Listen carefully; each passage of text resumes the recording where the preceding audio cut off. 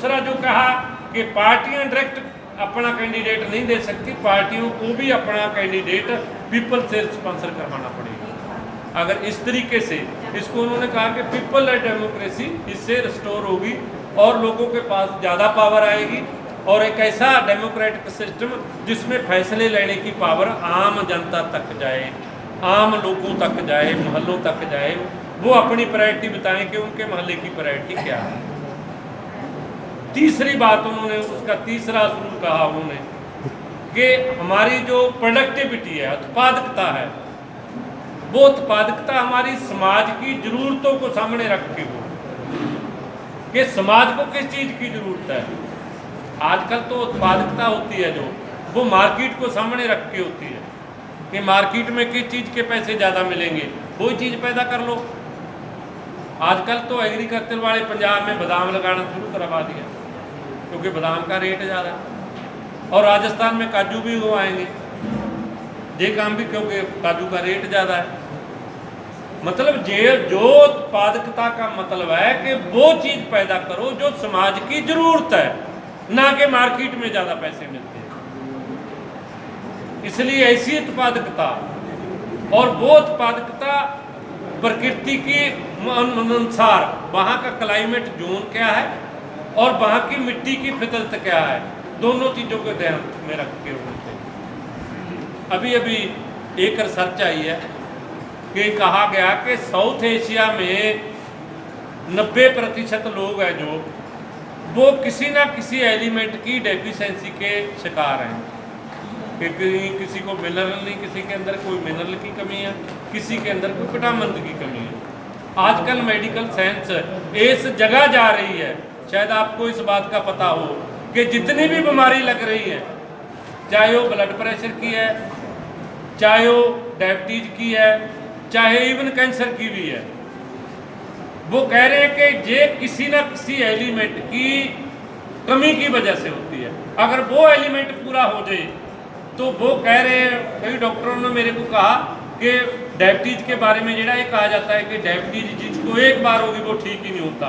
वो कहते हैं आज की मेडिकल साइंस डायबिटीज को ठीक करने के समर्थ हो गई है अगर ये पता लगा ले कि उसमें किस एलिमेंट की कितनी कमी है और वो एलिमेंट हम फीड सप्लीमेंट के जरिए उसको दे दें, मेडिसिन की जरूरत नहीं। मेरा एक दोस्त डॉक्टर है, उसने मेरे को भी बताया कि 30 साल की प्रैक्टिस के बाद अब मेरे को ये समझ आई कि मतलब दवाई से बीमारी ठीक नहीं होती।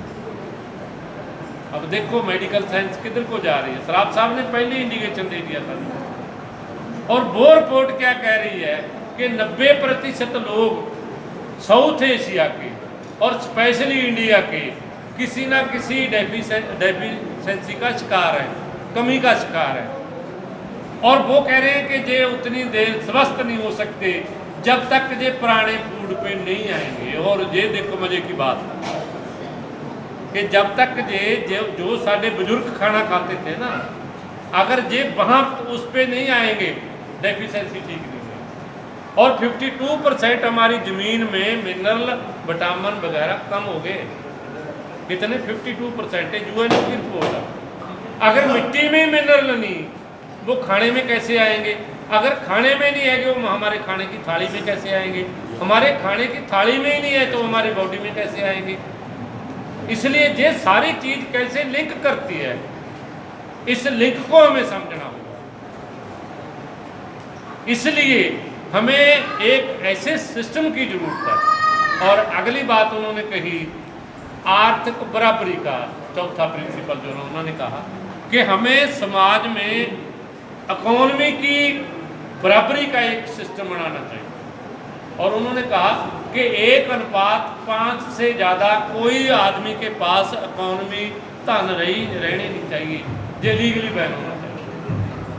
और अगर समाज को ये लगे कि ये भी ज़्यादा है तो 1:4 किया जा सकता है, 1:3 भी किया जा सकता है। और एग्रीकल्चर में तो उन्होंने कहा कि एग्रीकल्चर के जो फार्मर हैं और उनके साथ जो लेबर काम करती है, एग्रीकल्चर लेबर जो खेत मजदूर हैं, उनके अंदर तो 1:2 से ज़्यादा डिफरेंस तो होना ही नहीं चाहिए।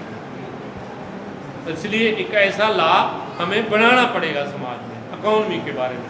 लास्ट 5वां असूल उन्होंने कहा कि ऑल अराउंड ट्रांसपेरेंसी, चौमुखी पारदर्शिता। जितने भी सीक्रेट एक्ट हैं वो सारे खत्म। अब तो देखो ना, हमारा एमएलए हमारा प्रतिनिधि, हमारा एमपी हमारा प्रतिनिधि, हमारा मिनिस्टर हमारा प्रतिनिधि, लेकिन सौगात क्या खाता है कि मैं सरकार की कोई भी बात आ जाए वो अपने वोटर को नहीं बताऊंगा। मतलब वो सीधी बात यही है कि जो कपड़ा हम करेंगे अंदर हम ही करेंगे, बाहर नहीं बताएंगे। और इसीलिए कपड़े देर में निकलते हैं। और देखो 4 साल 3 साल के बाद 3.5 साल के बाद मोदी के कपड़े निकलने शुरू हुए। आज मैं जब आ रहा था तो मैं एक बोर्ड पढ़ रहा था, वहाँ लिखा हुआ था देश का सबसे बड़ा बैंक पीएनबी। मैंने कहा मैं साथ ये भी लिख दो, बैंक का सबसे बड़ा कपड़ा पीएनबी। इसलिए ये जो बातें हैं कि लोगों से कुछ भी छिपाना नहीं चाहिए।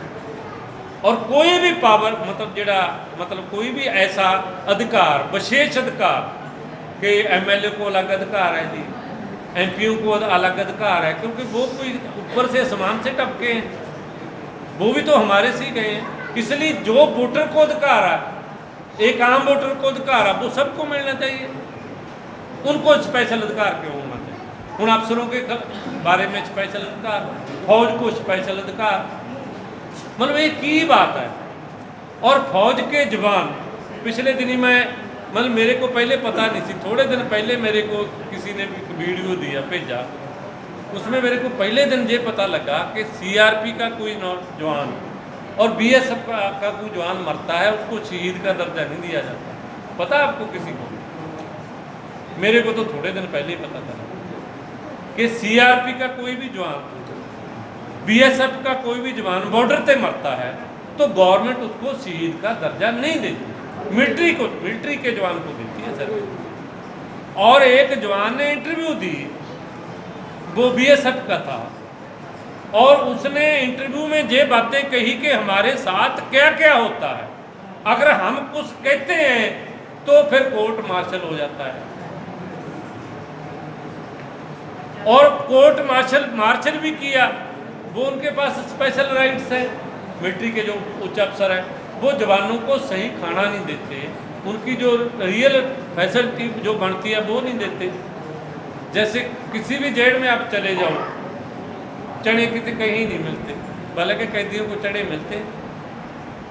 मतलब एक संडे को छोड़ के आपको दाल में दाना नहीं मिलेगा, संडे को तो जरूर मिलता है। मतलब संडे के बगैर आप जेल की दाल खा के देखोगे, डुबकियाँ लगाते रहो, वहाँ ये नहीं पता चलेगा कि किस चीज़ की दाल है। बहुत मतलब सूप निकाल की बनाई हुई होती है, पानी होता है, उसमें नून मिर्च डाल देते। सिर्फ संडे को तो ठीक होती है।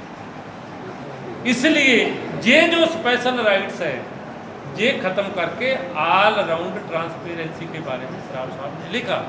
इसलिए अगर हम आज उनको याद कर रहे हैं, उनको नमन कर रहे हैं, इसका मतलब ये नहीं कि फूल चढ़ाए और चले गए। इसका मतलब ये है कि इन बातों पे हमें चर्चा करनी चाहिए, इन बातों को हमारी लाइफ में उतारना चाहिए, हमारी रोज़मर्रा की जीवन में उतारने की ट्राई करनी चाहिए। उनकी लाइफ स्टाइल के सीखते हुए अपना लाइफ स्टाइल बदलना चाहिए और उन जैसा लाइफ स्टाइल बनाने की कोशिश करनी चाहिए। और लोगों में इन बातों का डिस्कशन है जोड़ा वो खुले रूप में हमें चलाना चाहिए। अगर हम ये बातें करेंगे और एक अच्छा भाईचारा बनाएंगे और गुआंढियों के साथ अपने साथ रिलेशन अच्छे बनाएंगे, मतलब सारे गुआंढी माड़े यार हम ही अच्छे हो गए, पाकिस्तान भी माड़ा, चीन भी माड़ा, बांग्लादेश भी माड़ा, वो भेज रहा, हम कहीं कहाँ से टप के आए।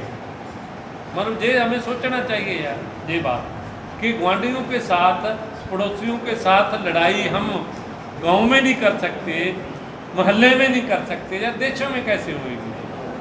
इसलिए ये लड़ाई बंद होगी, वो ही जो पैसा है जो मिशन बनाने वाली कंपनियां कमा रही हैं और उसी पैसे को हम लोगों में लगाएं और प्रकृति के भले के लिए लगाएं, समाज के अच्छे काम के लिए लगाएं, तो बहुत इस मतलब समाज को बहुत जल्दी हम सुधार सकते हैं। तो इतना कहता हुआ मैं आप सभी का धन्यवाद करता हूँ। आपने बहुत ध्यान से सुना, काफ़ी देर से मैं बोल रहा हूँ, आप सुन रहे हो, बोर नहीं होंगे, इसी आशा के साथ आपका बहुत बहुत। अच्छा, मैं मेरी